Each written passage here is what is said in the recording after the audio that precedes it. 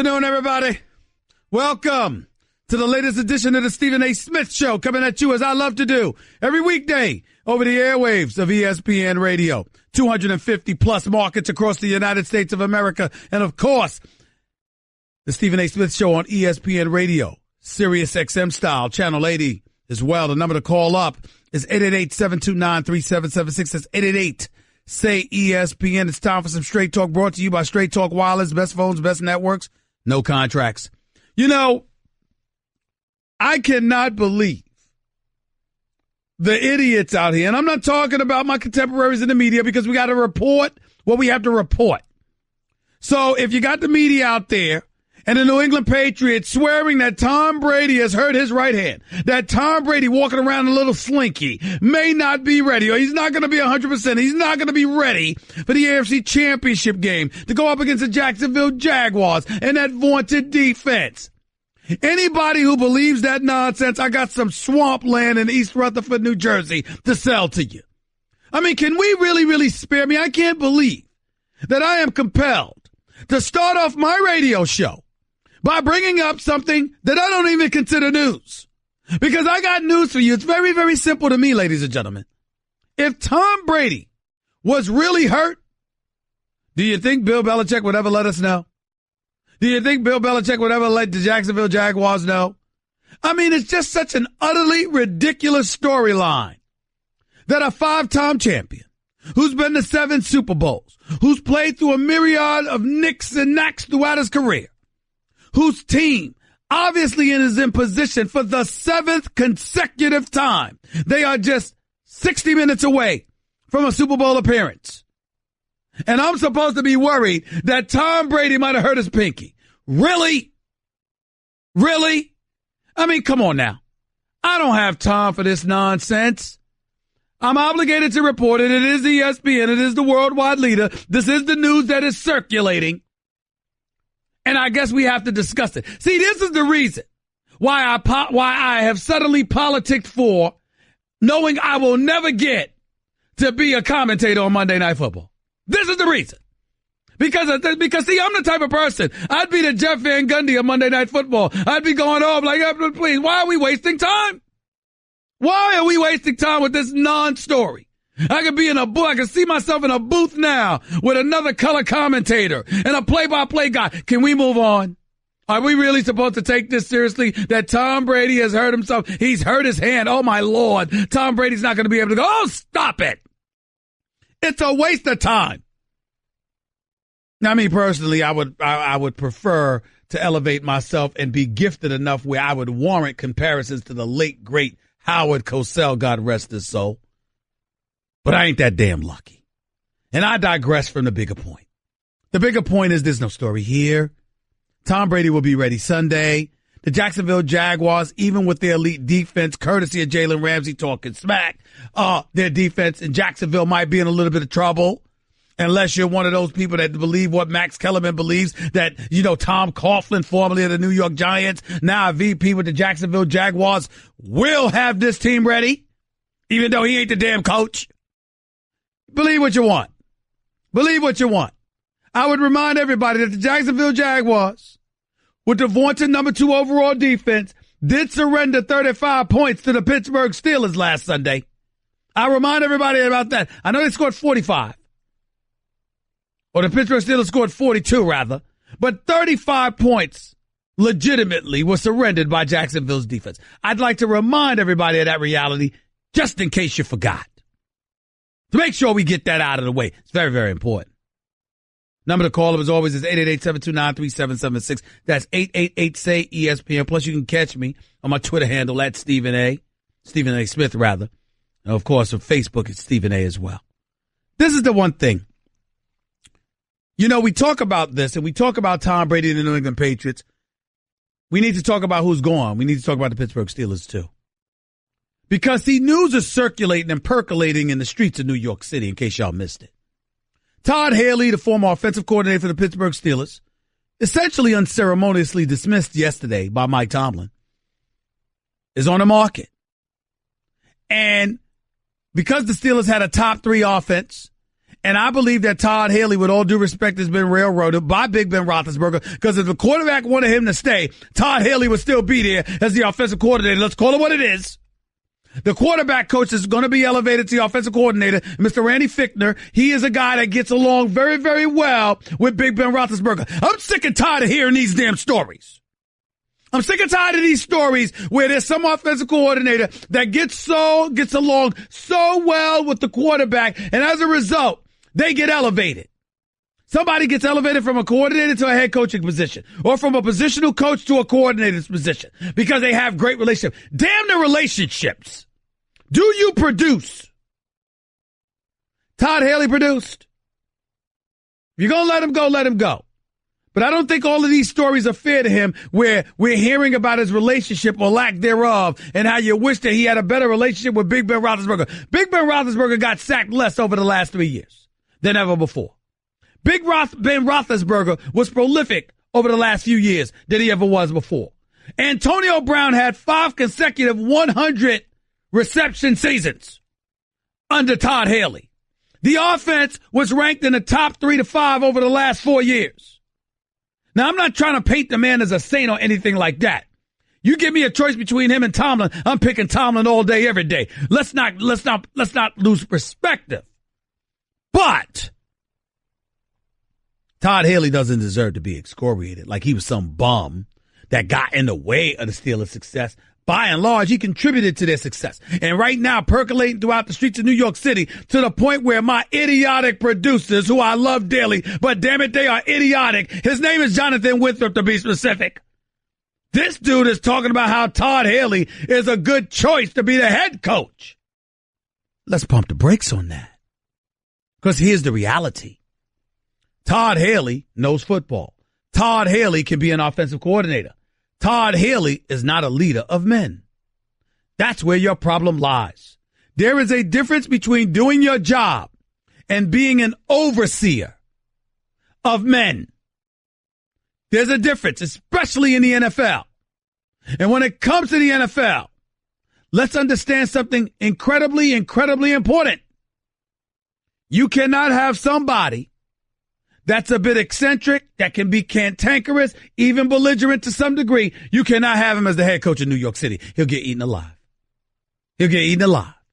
You leaving notes on napkins at bars. You depart from bars with your pelvic jammed up because you might have slipped on stairs or got beat up because you were a little inebriated, depending on what stories you believe. You cannot have an offensive coordinator with a suspect background in terms of his relationships, or dare I say his behavior, being a head coach in New York City. It's a disaster waiting to happen. You got to be disciplined.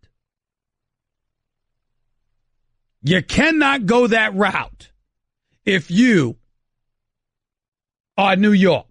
People are talking about that with the Giants and the Jets or whatever. Todd Bowles coaching New York Jets. Should he consider Todd Haley as an offensive coordinator? Sure, I don't mind. But last time I checked, Todd Haley needs something to work with. And Josh McCown ain't no damn Big Ben Roethlisberger. And Anderson and Severin Jenkins and all of these boys, they ain't Antonio Brown.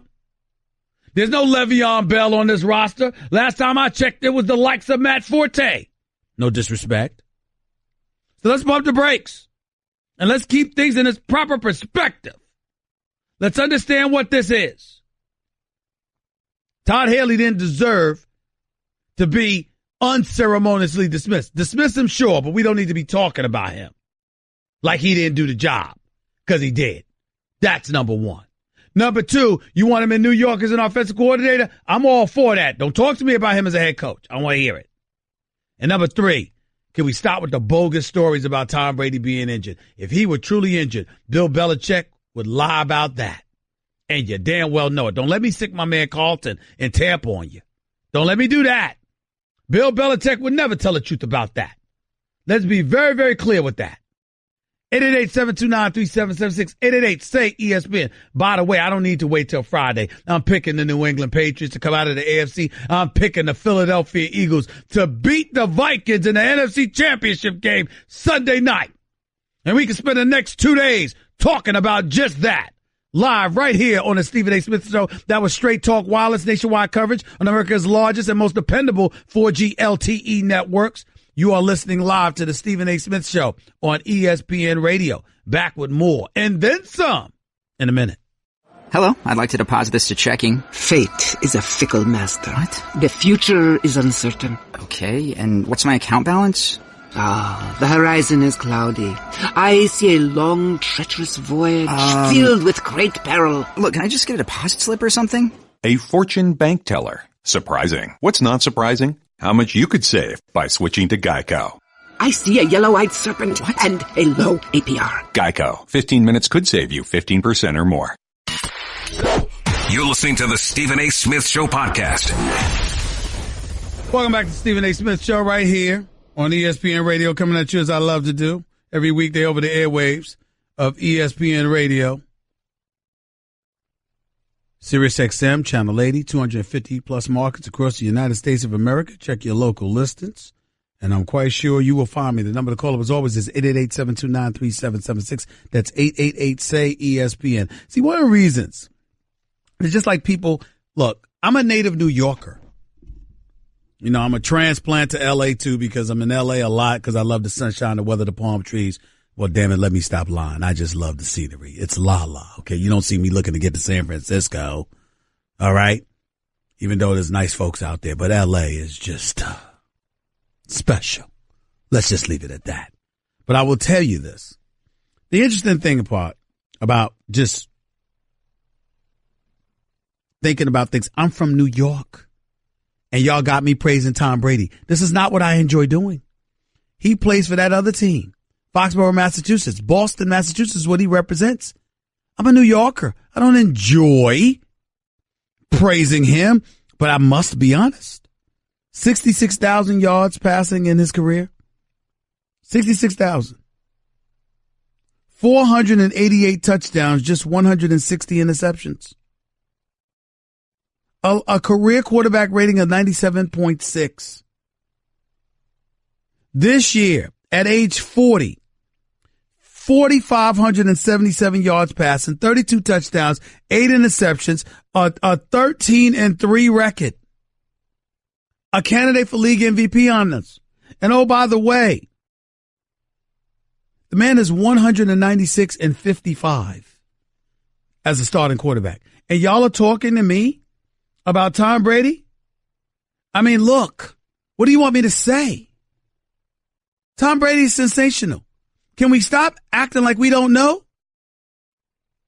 Can we stop acting like we don't know? He's that gifted. He's that gifted. And by the way, do y'all realize that with the exception of his injury in 2008 in the first game of the season, for the 2008 season, do y'all realize that the only games that Tom Brady has missed throughout his entire career since 2002 is the 4-game suspension he's received last year for Deflategate? The man doesn't miss games. He doesn't miss games. And y'all are telling me he hurt his hand handing the ball off to one of those runners in practice, that Tom Brady's going to miss the AFC Championship game? Or Tom Brady's in danger? Stop. Stop wasting my time. Y'all are almost wasting my time as much as these damn referees in the NBA are wasting my time. And I'll get to them in just a little while. Don't you worry about that. 888-729-3776 is 888-SAY-ESPN. Let's go to the phones. Brian and Cali, you're live with Stephen A. Talk to me. How's it going, Stephen A? Thanks for taking my call. All right, go ahead, man. You're absolutely right, man. It's pretty bogus on this injury to Tom Brady's hand, but I'm just curious to what you think. Do you think it's some type of angle that they're trying to take or trying to make? I mean, well, listen, against Jacksonville's defense and the way everybody's talking about it, listen, the bottom line is you just never know. It's entirely plausible. Bill Belichick will use every trick in the book. Teddy Bruschi came on my show, First Take on ESPN2 every weekday morning, 10 a.m. Eastern to 12 noon. Teddy Bruschi, a 3-time champion with the New England Patriots, came on the show and said when he played for Bill Belichick told the players all the time, make sure to spray the perfume. Spray the perfume. just flood the opponents with compliments. Don't give them any bulletin board material whatsoever. Let them do that. You make sure you don't. Just be ready to play come Sunday. And look at what has happened. Look at how that's worked out for everybody that has played for Bill Belichick in New England. Right. One more thing.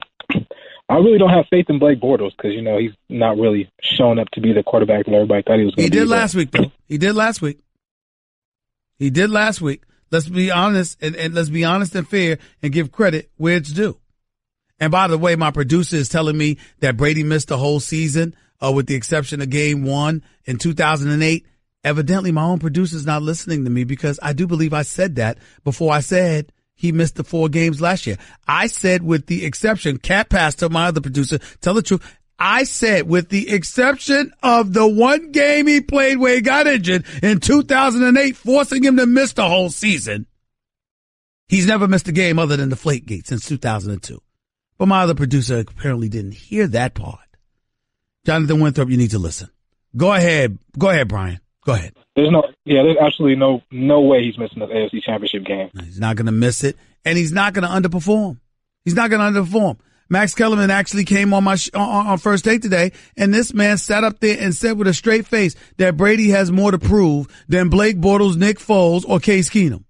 Because the New England Patriots got rid of Garoppolo, and you're basically saying Brady's the man, so Brady's got to show up and produce. I'm like, please spare me. Not trying to hear that at all. Not trying to hear it at all. Appreciate the call, Brian. Thank you so much. I got distracted by the television for a second because apparently Scandal debuts tonight. The final season. I forgot. Olivia Pope, a.k.a. Kerry Washington. I totally forgot that the season. I thought the season debut was next week. It's tonight. I ain't missing Scandal tonight on ABC. Make sure y'all don't miss it either. Back to the calls. Omar, Connecticut, you're live with Stephen A. What's up? What's going on, Stephen A? I'm all right. Go ahead, man. Hey, don't you think the Tom Brady injury is more news than LeVar Ball's, than whatever's coming out of his mouth? You sound a bit muffled. I need you to step away from the mic a little bit so I can hear you clearly because I didn't understand your point. Don't you think that Tom Brady's injury is more news than whatever's coming out of LeVar Ball's mouth? Well, Tom injury, yeah, right now, sure. Why? Because I think LeVar Ball has never said anything that is true. Everything he says is a lie. Well, so what does that have to do with anything? We just found out that he may have been injured 24 hours ago. What does that have to do with LeVar Ball?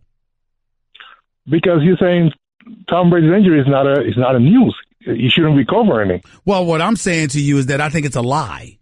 I think that, in other words, they're trying to sit up there and hoodwink folks and hopefully the Jacksonville Jaguars into believing that Tom Brady is considerably less than 100% so they can underestimate New England and slip up, and New England could take advantage of it from an opposition perspective. That's all I meant.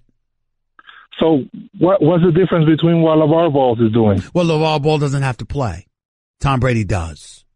That would be the difference. I know you tried to be smart and slick, but you ain't on this level. You can't catch me off guard with that. Have a nice day. What do you mean what LeVar Ball has to do with that? LeVar Ball can talk all the junk he wants. Lonzo Ball has to cash those checks.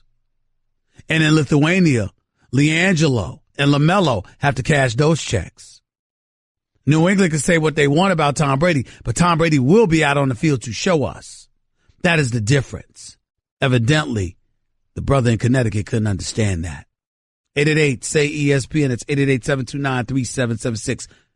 More of your calls on Brady, on the AFC and the NFC championship game coming up this weekend. Plus, I'll transition to the NBA and tell you why the NBA referees are hurting the National Basketball Association. I'll explain in a minute. You're listening live to Stephen A. on ESPN Radio. Guess what? You're in the middle of the Stephen A. Smith Show podcast. Damn it, I mean it! Ladies and gentlemen, let me deviate away from what I was talking about as it pertains to Tom Brady, Todd Haley, AFC, NFC championship game, et cetera, and I'll get into the NBA referees and how I think they're damaging the sport in a minute. But I had to deviate away because of a serious issue. I wanted to bring this up because it's necessary. And in all fairness to one of my producers, my board op that was playing the song, Living in America. James Brown, it's fun listening to him. One of the greatest singers ever. It was fun listening to that song before when Apollo Creed was entering the ring in Rocky IV before Drago destroyed him and killed him in a movie, of course. But on a serious level, no laughing matter. The song is appropriate because Living in America makes you think only in America. And only in America could this happen. Could this even the thought of this could even happen. We have a serial sex abuser and a gymnastics coach, former gymnastics coach at Michigan State University. His name is Larry Nassar. This is an individual that is so heinous. He's already been sentenced to 60 years in jail regarding charges pertaining to child pornography. But come to find out, he's abused several gymnasts and others, and prosecutors are asking for anywhere from an additional 40 to 125 years of prison time. In other words, this man is going to spend the rest of his natural life behind bars. He ain't getting out. Listen to this story that was just published by CNN. Serial sexual abuser Larry Nassar accused the judge presiding over his case of conducting a 4-day sentencing media circus for her own benefit, according to a letter read aloud in court Thursday. Quote, she wants me to sit in the witness box next to her for all 4 days so the media cameras will be directed toward her, Nassar wrote in the letter, according to the reading by Judge Rosemary Aquilina. After reading parts of the letter, the judge defended her role in conducting the victim impact statements. Nassar, the former renowned doctor for USA Gymnastics, pleaded guilty to 7 counts of criminal sexual conduct in Ingham County in Michigan. As part of his sentencing, about 100 victims in all are expected to speak in court about his abuse and the impact it has had on their lives. As of Thursday morning, just over 50 victims had spoken already, often in personal and powerful terms. Nassar told Aquilina that the letter was cathartic and was written prior to appearing in court. When I wrote that, it was before I came here, okay? It was a stress. As it says at the end, it was like a cathartic. You know what I mean? It was meant for a cry for community mental health. That's what Larry Nassar is saying. In the letter, he said he was worried about his own mental state and his ability to handle the continued victim impact. Quote, I'm very concerned about my ability to be able to face witnesses this next 4 days mentally, he wrote. He also wrote that he passed out twice in the morning of his federal sentencing. Aquilina said, if I pass out, she'll have the EMTs revive me and then prop me up in the witness box, Nassar wrote, according to Aquilina. The judge said Nassar's letter was mumbo-jumbo and delusional. This isn't worth the paper it's written on. There's no truth in here. It's delusional, she said. You need to talk about these issues with a therapist. Contrary to CNN's headline, I'm not a therapist, she said, referring to an article describing her empathetic demeanor toward the victims as they gave their statements.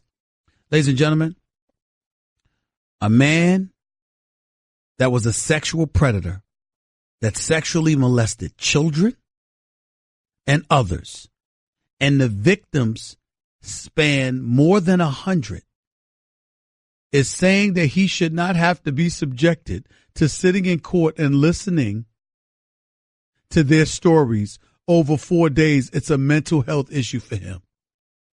Ladies and gentlemen, only in America. That dude deserves to be under. I know this ESPN is a Walt Disney Network, but I got to say it at least once. He needs to be thrown under the jail with the damn sodomites. That's right, I said it.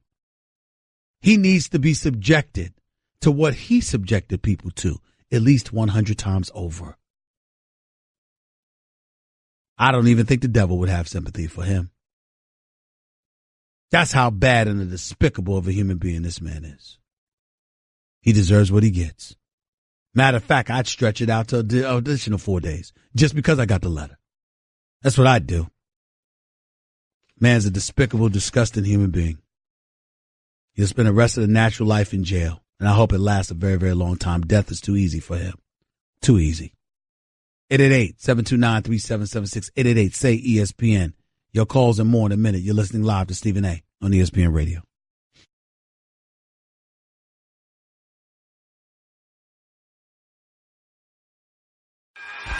Guess what? You're in the middle of the Stephen A. Smith Show podcast. Damn it, I mean it! 46 minutes past hour number 1 back here on the Stephen A. Smith Show, ESPN Radio. Get the feeling of being rewarded with gold status at Shell with the Fuel Rewards program. Download the Fuel Rewards app, join and start saving 5 cents a gallon today. Number to call up as always is 888-729-3776. It's 888-SAY-ESPN. Before I get back to the calls, let me say this about something that's really, really on my mind, and I'm really bothered about it in all seriousness. I was watching, torturing myself, watching my favorite basketball team, the New York Knicks, lose yet another game last night. One of the things that really irked my nerves to no end was watching a referee I respect, who's done an outstanding job throughout his career as an NBA official. His name is Derek Stafford. And he issued a technical foul to Courtney Lee of the New York Knicks. Now, Courtney Lee of the New York Knicks, please understand something here. He's arguing with a player, okay? That's what he's doing. He's arguing with a player. And this is a guy that, I'm just looking at him. This rookie out of Oregon from last year, his name is Dylan, I believe. He's arguing with the kid. The kid grabs, nothing flagrant, nothing demonstrative, but the kid, grabs his arm. He flails him off. The kid rips on the back of his jersey. He nudges him during a jump ball. The referee stops. The two are talking to each other, and he gives Courtney Lee a technical foul. Courtney Lee is like, what did I do? What did I do? And Derek Stafford ultimately issues a statement talking about inappropriate language. Really? Now, you got to understand something, ladies and gentlemen. I have no problem with an official that wants to tee you up because you're speaking very demonstrably and disrespectfully so towards the official. I have no problem with an official who's warning guys excessively because he's fearful that a fight might break out and he wants to reel that in, take control of the game. We understand that. We truly, truly do. The Joey Crawfords of the world and others throughout NBA history. We get it. We understand. But we are living in a day and age right now where LeBron James, the greatest player in the world, clearly box office, has been ejected. Steph Curry, the greatest shooter in the world, a 2-time league MVP and a 2-time champion, has been ejected for a game. Russell Westbrook, arguably the most exciting player in the NBA, a superstar, the greatest athletic point guard we've ever seen, is getting ejected. Kevin Durant, one of the top 2 players on the planet Earth, as far as I'm concerned, is getting ejected. And nobody's thinking anything about it. And then when the Clippers and the Houston Rockets get into it at the Staples Center the other day, and that follows up by Aaron Aflalo swinging on an Orlando Magic the other day, we want to talk about image issues. Has anybody taken into consideration that the NBA officials may be culprits in all of this? Because maybe if you weren't so eager and willing to give out texts like they're a bag of Skittles, and you're throwing dudes out of the game that people pay their hard-earned money to come and see, maybe the NBA wouldn't be having questions about an image issue, which, by the way, I think is bogus. These guys do a tremendous job. The players, in terms of their community work, their social activism, etc. The NBA as a league has done a good job. The NBA officials do a highly credible job of officiating this game, even though they make mistakes from time to time. But my God, you're just going to throw guys out of the game or issue texts and think nobody notices? That gives Joe Public out there an excuse to label these players as problems. How long do you think it's going to be before people start looking at the players and going like this? Well, we really, really have to address this. I mean, my God, maybe Stephen A., they should be in anger management class. I mean, my Lord. Hockey players punching people in the face and hitting them with slapstick shots. Pucks flying everywhere. Crashing into the glass. Baseball players, clubhouses and dugouts are emptying. Brawls are taking place on the baseball field. We'll manage ourselves. A basketball player has bad breath. A football player takes a knee, and oh my God, Armageddon has arrived. Don't get me started on that. But my real overlying point, as it pertains specifically to NBA officials, is you don't recognize that we live in a different day and age? You don't recognize the fact that when you are so willing to give out texts and eject people from game, that contributes to the league's reputation being sullied? You don't get that? You don't understand that? The NBA officials are just as responsible as the players and the coaches and the league office to uphold and help build the brand that is the NBA. You got a meeting coming up in Los Angeles with Michelle Roberts, the executive director of the NBA Players Association, with Chris Paul, the president of the association. And I don't give a damn about me getting on Chris Paul the other day about his leadership role and that stuff that took place in LA at the Staples Center. That's one incident. That doesn't take away from the character that this man has and how good of a person he is and how consummate of a professional he is and how great of a player he is. And Michelle Roberts is a good woman. So the NBA referees that want to sit down and talk to her and Chris Paul, God bless you. But you can't look at them and put it on the players to uphold the league and absolve yourself from responsibility and culpability in that regard. You have just as much of a responsibility to uphold the league. You ain't separate and apart from the league. If you are an official, you have an obligation, just like the players, to conduct yourself accordingly. What about when this guy, Courtney Kirkland, was butting heads with Sean Livingston? I watched that. Sean Livingston didn't instigate that headbutt scenario. That was Kirkland who did that.